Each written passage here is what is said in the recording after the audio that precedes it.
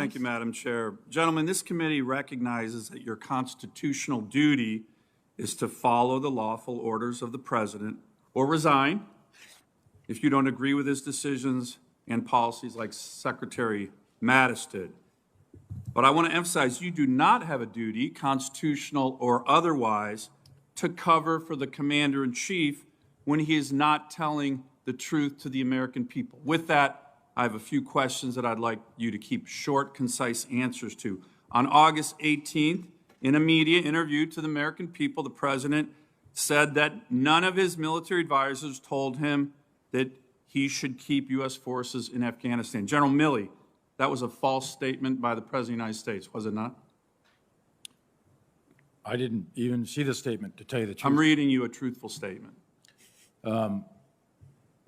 That was a false statement. Yeah, look, I don't have a lot of time. Okay, Was that okay. a false statement to the American people? I'm not going or to categorize a statement of a President of the United States.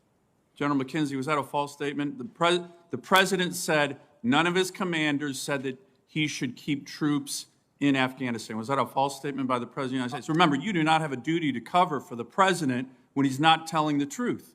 Was that a false statement or not? I've given you my opinion on the matter. I've given you my judgment on it. And I think we all know it was a false statement, okay? That's number one. The President also said if there's an American citizen left behind in Afghanistan, the military is going to stay until we get them out. General Milley, did that statement turn out to be true or untrue by the President? I think that was the intent, but we gave him a recommendation on the 25th of August to terminate the mission on the 31st of August. Statement was untrue. Let me ask another question. General Milley, General McKenzie, the President around the same time said, quote, Al-Qaeda was gone from Afghanistan, told the American people that. Was that true or not true? Was Al-Qaeda gone from Afghanistan in mid-August? True or not true? Al-Qaeda is still in Afghanistan. They were there in mid-August. They have been severely disrupted and attrited over many, many years. They are not. So it wasn't true. General McKenzie, was that true or not? Al-Qaeda was present in Afghanistan. Okay, so it wasn't true. Let me make one final one. The President called this entire retrograde operation an extraordinary success. General Miller, in his testimony, disagreed with that assertion. General Milley, was this Afghanistan retrograde operation an extraordinary success? There's two operations, Senator. Just yes or no. I have a lot of questions. Was this an extraordinary success? Senator, with all due respect, there's two operations. There's the retrograde, which Miller was in charge of, and there's the NEO, which CENTCOM was in charge of. The retrograde was executed and ended by mid-July with a residual force to defend the embassy. The NEO... You and I have discussed this.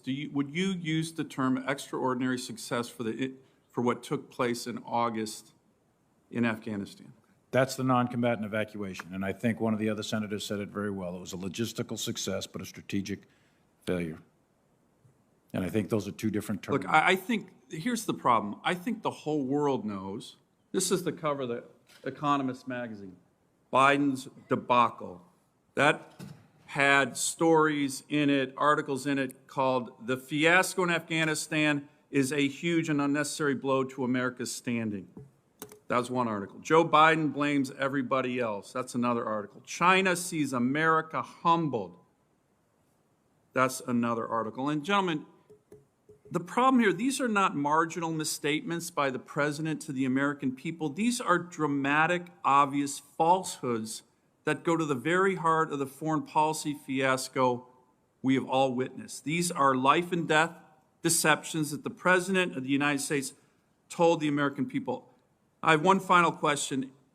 I might leave it because it's a long one for the follow-up, but here's the anger. I've never seen my constituents more angry about an issue than this. And it's the combination of everybody knowing that this is a debacle, and yet people defending it as a, quote, extraordinary success. And here's the biggest: no accountability. No accountability. You gentlemen have spent your lives, and I completely respect it.